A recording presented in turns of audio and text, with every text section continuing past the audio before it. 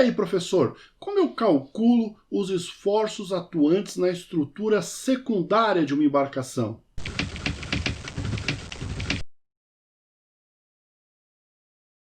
Bem-vindo, amigo do Pitada de Engenharia, seu canal de engenharia naval e que discute o ensino, a universidade e a sociedade, sempre com aquela pitada de engenharia. A gente ainda dando seguimento aos vídeos mais técnicos, com aquela proposta de levar um conteúdo de alto nível, um conteúdo realmente preparado para o ensino EAD, focando nos alunos de graduação do curso de engenharia naval.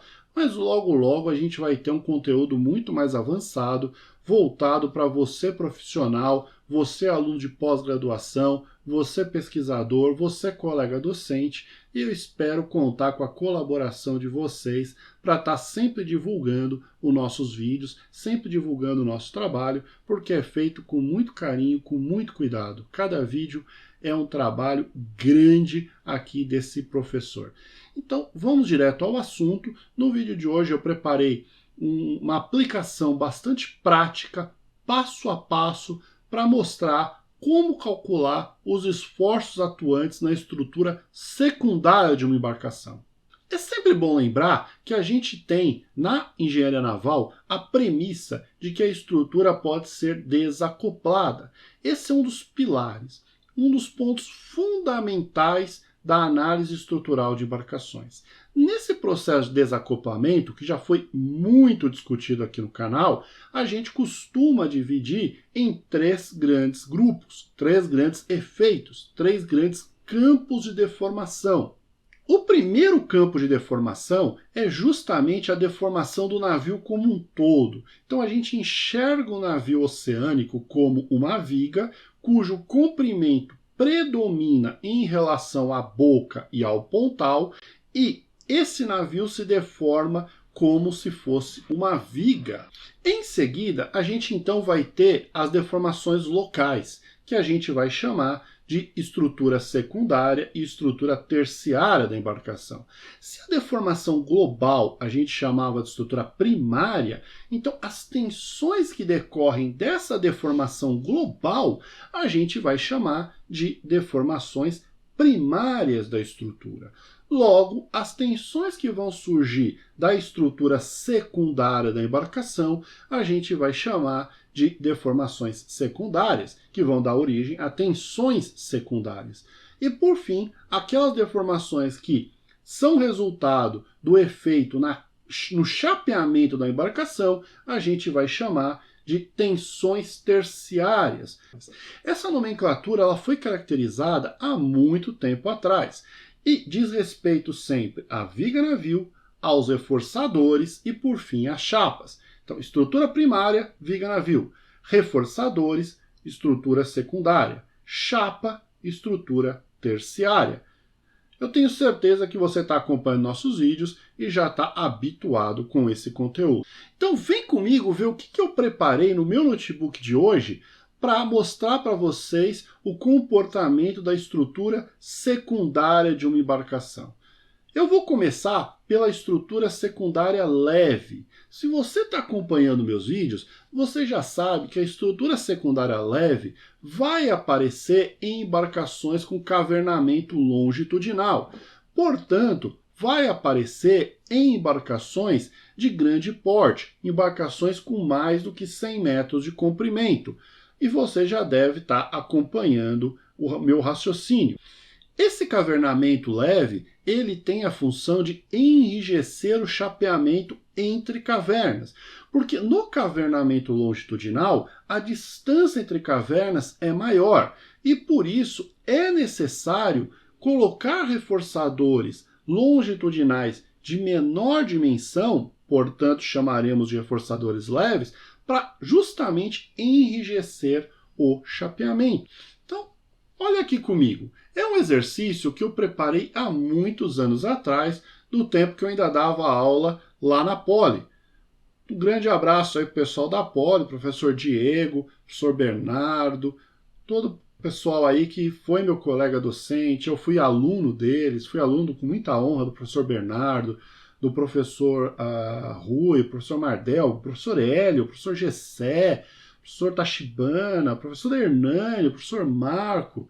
Sempre uma honra mencioná-los como meus professores e depois fui colega docente de todos eles também, com muita honra.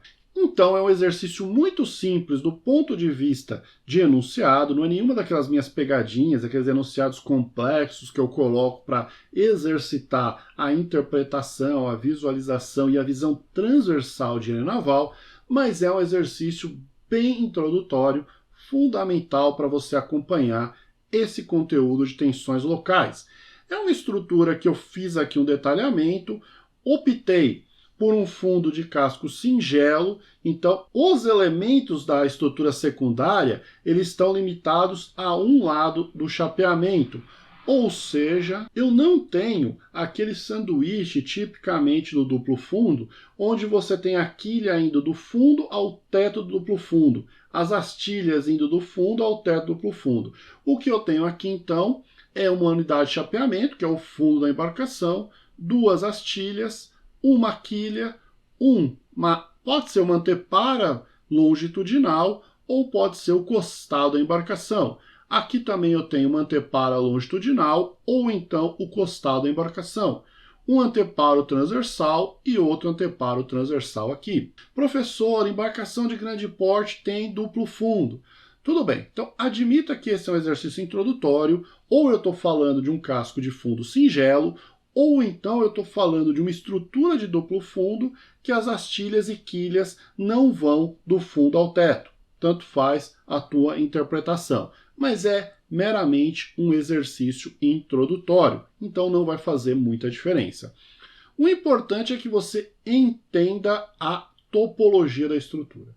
Se você não entendeu essa visualização espacial, deixa sua mensagem, veja alguns outros vídeos, especialmente esse vídeo que está aqui, onde eu falo bastante de espaçamentos, larguras de carga e topologias estruturais.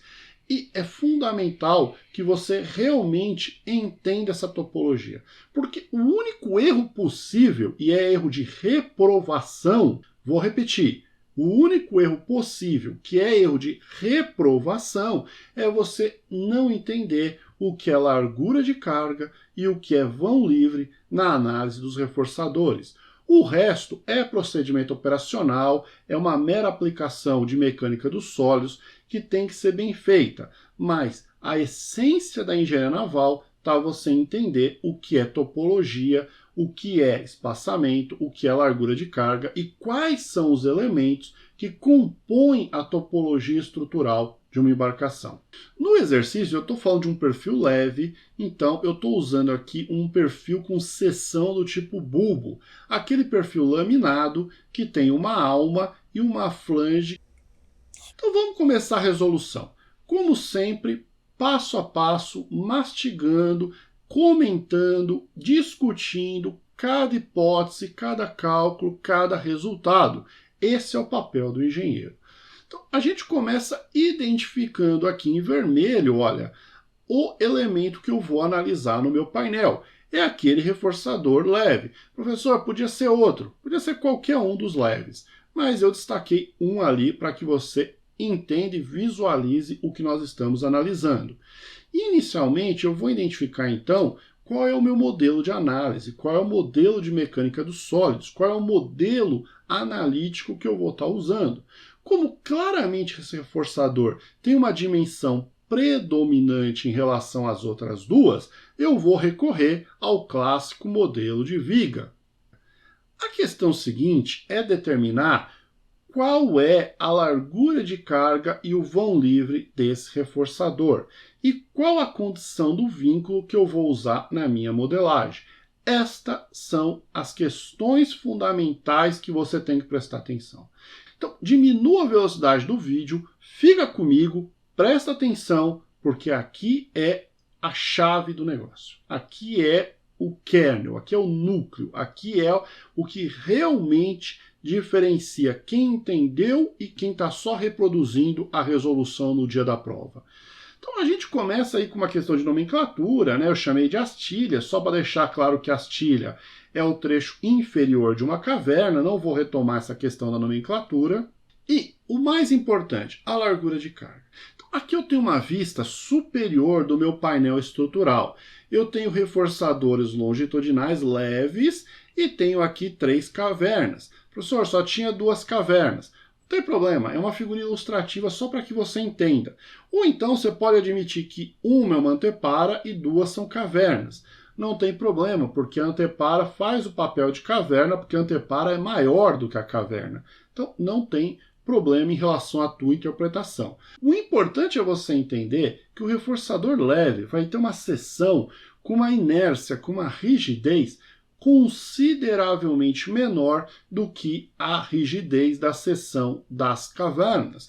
Esses elementos transversais são muito mais rígidos à flexão, rígidos à deformação, do que o reforçador longitudinal leve, que por sua vez vai ser muito mais rígido, muito mais resistente à deformação do que o chapeamento, por exemplo. Então, cada elemento tem uma hierarquia de rigidez, uma hierarquia de resistência à deformação. E é justamente essa hierarquia que define o vão livre e a largura de carga do elemento.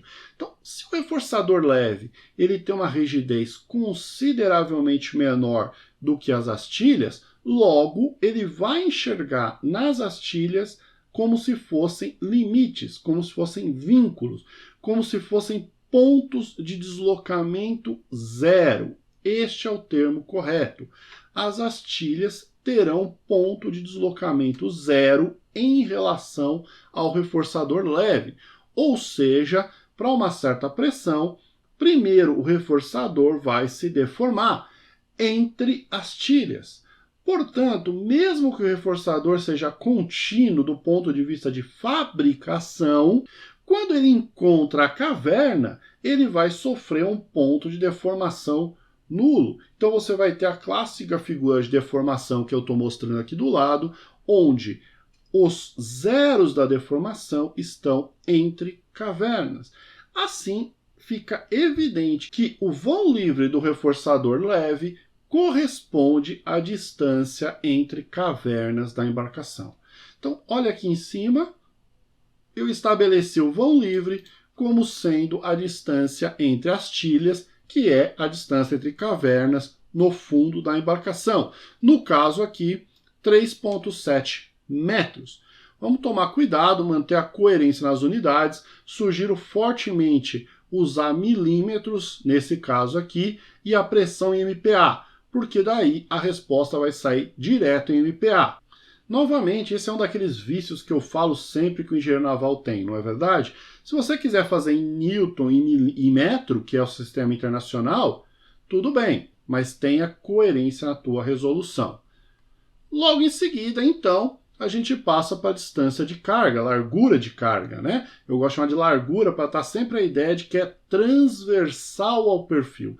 Se o vão livre é sempre longitudinal ao perfil, a largura de carga é sempre transversal ao perfil. Então, se eu pegar uma chapa, metade dessa chapa vai descarregar nesse reforçador leve. E a outra metade vai se descarregar no outro reforçador leve. Então, eu tenho metade da chapa à esquerda, metade da chapa à direita. Se o espaçamento é regular, é uniforme, então a distância, a largura da carga total atuante em um reforçador corresponde justamente ao espaçamento daquele reforçador que eu estou analisando. Se o reforçador não é uniformemente espaçado, você tem que fazer metade à esquerda, metade à direita e calcular então a tua largura de carga. Mas a maior parte dos exercícios, a maior parte das embarcações tem estrutura regularmente espaçada. Eu vou mostrar para vocês um exercício onde isso não ocorre e é muito importante que você entenda esse procedimento. Mas aqui o espaçamento é suposto uniforme e eu então segui o enunciado e defini ele como 0,88 metros ou 880 milímetros. Logo em seguida, a gente vai definir o que eu chamo de carga linear. Na verdade, não sou eu que chamo, né? É um conceito de mecânica dos sólidos, que nada mais é do que a pressão atuante vezes a largura de carga. Então, a carga linear Q, que é a carga por metro de reforçador, corresponde à pressão vezes a largura de carga daquele reforçador. A pressão a gente já discutiu bastante. É sempre a pressão atuante. Então é a diferença entre a pressão interna e externa à chapa. Tem toda aquela discussão sobre a questão do duplo fundo, foi tópico desse vídeo aqui extensamente discutido. Não vou retomar, vou apenas dizer que nesse exercício usei o valor de pressão nominal, que é o calado vezes 0,01 newtons por metro, newtons por milímetro ao quadrado ou megapascal, tá bom? Então, no caso aqui, a pressão é proporcional ao calado. Então, é o calado vezes 0,01 megapascal. Sempre aquela ideia de manter coerência na unidade. Agora vem a questão que é chave, a questão que derruba muito aluno em concurso, derruba muito engenheiro na análise, que confunde, que gera dor de cabeça. Que é a questão se o reforçador leve pode ser considerado biengastado nas astilhas, nas cavernas, ou biapoiado. Tem muita gente, eu já até li isso em alguns trabalhos, o cara fala, depende da qualidade da solda, depende da rigidez do reforçador, depende da espessura da chapa. Não é verdade. Essa é uma questão muito interessante e muito importante, que foi tópico de vídeo específico aqui do canal. Eu só estou relembrando essa questão. A origem dessa discussão é uma só. Ela define a rotação da seção do reforçador junto às astilhas. Como existe uma simetria de carregamento e de rigidez entre dois trechos adjacentes do reforçador, então o reforçador é suposto com rotação nula. Por quê? Porque um trecho vai forçar a seção a rotacionar numa direção. O outro trecho vai forçar a seção a rotacionar na direção oposta. Uma tendência, um esforço anula o outro e a seção permanece plana e ortogonal ao casco e ortogonal ao reforçador. Então ele vai permanecer sem rotação. E se você tem uma viga cujos extremos não possuem rotação, isto caracteriza uma viga biengastada. Então entenda isso. Na análise de deformação para a análise de escoamento, os reforçadores são sempre supostos engastados nos vínculos. Isto não depende da solda ou da qualidade da construção, e nem da questão da continuidade. Isso depende meramente da simetria entre carregamento e rigidez de dois trechos adjacentes do reforçador. Só retomei porque esse é um ponto-chave, mas você tem que ter entendido essa questão. Se não entendeu, deixa comentário aqui que eu mostro melhor essa questão para você. Então, é sempre considerado biengastado. E agora a gente então passa para a parte bem operacional. Se você acertou vão livre, largura de carga e lembrou que a viga é considerada biengastada, o restante é meramente aplicação matemática do procedimento. Então a gente começa calculando momento fletor. Professor, é uma viga biengastada. É difícil calcular a curva de momento fletor. É um caso hiperestático. É verdade. Então os engenheiros navais são malandros, eles só calculam dois valores, que são nos engastes e no centro.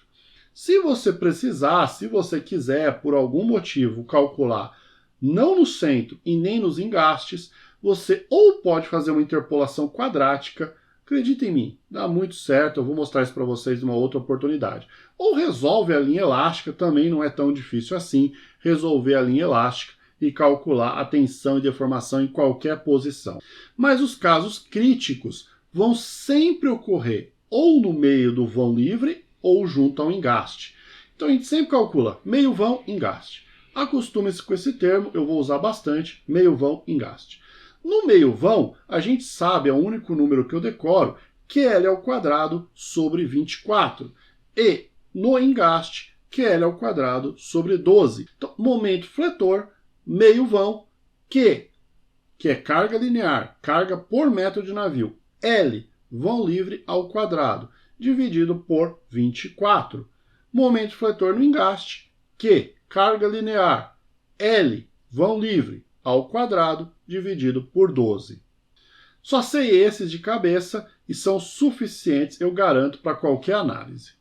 Logo em seguida, a gente começa então a calcular a famosa chapa colaborante, que também foi tópico de vídeos extensos aqui do canal. Espero que você tenha entendido o conceito, vou só retomar porque também é um conceito importante, mas é muito fácil de você entender ele. A chapa colaborante corresponde ao trecho do casco que efetivamente enrijece o reforçador. Então, o reforçador ele é suposto mais rígido quando ele é soldado ao casco do que quando ele está no ar. Absolutamente natural. E o trecho de chapa que enrijece o reforçador é a famosa chapa colaborante. Uso o trabalho do Shade, o trabalho do Muckle, uso esse gráfico você tem que conhecer, tem que ter ele disponível, tem que estar no enunciado, porque também ninguém tem que saber um gráfico de cor, mas você tem que saber como utilizá-lo. Então, calcula L1, L1 é a distância nodal ali que o Shade usou para adimensionalizar o resultado, vale 0,578 do comprimento, do vão livre, do reforçador. É outra informação que deve ser dada para você no enunciado, ninguém deve exigir que você decore 0,578. Só é umas pegadinhas que alguns professores colocam, a não ser se tiver 4, 5 cursos de estrutura, foram a pós-graduação, e daí é bem interessante deduzir esse 0,578. Vou fazer isso com vocês aqui no canal, promessa minha, mas vai demorar um pouco. Calculei L1, calculei B, largura de carga, dividi L1 por B, sei onde entrar no eixo das abscissas. Entrei aqui no meu exercício e calculei C, que é a largura da chapa colaborante, dividida por B, que é a largura de carga. Então, nesse exercício, o meu L1 sobre B deu 2,43, entrei aqui, calculei C sobre B, 0,75. Sabendo C sobre B, rapidamente eu determino que a largura da chapa colaborante que enrijece o reforçador leve é de 660 milímetros. Então tenho aqui uma figura da minha, vamos dizer, da minha seção efetiva, a seção que realmente resiste à deformação do reforçador leve. Então essa daqui é a minha seção efetiva. Logo, a gente então passa à etapa de cálculo das tensões. Primeiro passo, calcular as propriedades. Se eu tenho a minha seção efetiva, eu vou calcular as propriedades desse conjunto formado pelo reforçador mais chapa colaborante. Então calcula a posição da linha neutra, uma média ponderada, já falamos sobre cálculo de linha neutra e propriedade de seção bastante no vídeo que está aqui em cima. Se ficou com alguma dúvida, deixa seu comentário. Mas tenho certeza que você vai tirar de letra essa questão do cálculo das propriedades. Determinei então a linha neutra, determinei o momento de inércia e o que eu preciso fazer agora é simplesmente determinar a tensão de flexão. Se eu sei o momento fletor no meio vão e sei o momento fletor junto ao engaste, sei as propriedades do conjunto reforçador chapa colaborante, nada mais é necessário do que simplesmente aplicar a nossa famosa equação de viga mais uma vez para calcular a tensão ao longo da seção do reforçador. Então, no caso aqui, acredito que a gente calculou no meio do vão, porque o enunciado pedia meio do vão. Então, apliquei a equação, calculei o momento fletor vezes a distância da linha neutra, a linha neutra está aqui, né? Da linha neutra até o topo do reforçador e encontrei esse valor, quando dividi pelo momento de inércia, obviamente. Encontrei este valor. Peguei o mesmo momento fletor, a distância da linha neutra até o ponto mais abaixo, né, o ponto inferior, o ponto extremo inferior do conjunto, e dividi pelo momento de inércia da seção e cheguei então a esta tensão que aqui está. Eu sei que vai ser uma tensão positiva e uma tensão negativa, porque isso é característica do campo de tensões de flexão de uma viga, absolutamente característico. Agora, resta identificar o sinal. Aqui tem uma complicação. Como se trata de uma viga biengastada, eu vou ter uma alternância de sinais. Deixa eu ver, aqui eu tenho uma figura melhor que eu preparei para vocês. Então, o que vai acontecer? Eu vou ter a deformação dessa estrutura no meio vão, que a gente vai rapidamente identificar. Então, se eu tenho um reforçador e tenho pressão, é natural que no meio do vão eu tenha uma deformação onde a fibra superior está tracionada e a fibra inferior está comprimida. Mas como eu tenho ausência de rotação, então eu tenho uma mudança de curvatura junto aos engastes, fazendo com que junto ao engaste a fibra superior esteja comprimida e a fibra inferior esteja tracionada. Eu não consigo decorar isso, assim, para mim é muito mais intuitivo entender isso. Então eu sempre faço a figurinha, eu sempre determino os sinais no meio do vão, que são imediatos, então entendo que existe a alternância desses sinais junto ao engaste. E daí eu consigo sempre acertar o campo de tensão em um reforçador se eu analisar a física do problema. Então aqui, ó, deixa bem claro, né, que eu tenho tração na fibra superior e compressão da fibra inferior no meio do vão, porque a pressão externa é maior do que a pressão interna atuantes no reforçador leve. Então, deixa aqui o sinal explícito, tração, compressão, para que não haja dúvida na resolução. E este é o campo de tensão que vai estar atuante na estrutura do navio em decorrência unicamente da deformação do reforçador leve. Então, é importante entender que esse resultado ele precisa ser composto, e a palavra é composto porque tem toda uma discussão de sinal, direção, plano que a gente ainda vai fazer, com o campo de tensão oriundo da deformação da viga navio e do campo de tensão oriundo da deformação do reforçador longitudinal pesado, com o campo de tensão oriundo da deformação das cavernas e, finalmente, com o campo de tensão oriundo da deformação do chapeamento. Quando você entender o cálculo de todos esses campos, hoje mostrando um deles, e entender como compor esses campos, você finalmente será um engenheiro de estruturas navais. Espero que tenha gostado, espero que tenha acompanhado. Se ficou com alguma dúvida, deixa o seu comentário, manda um e-mail. É sempre muito legal receber o feedback de vocês. Tem muito vídeo novo, tem muito vídeo planejado aqui para o canal. Conto sempre com vocês. Um forte abraço, pessoal!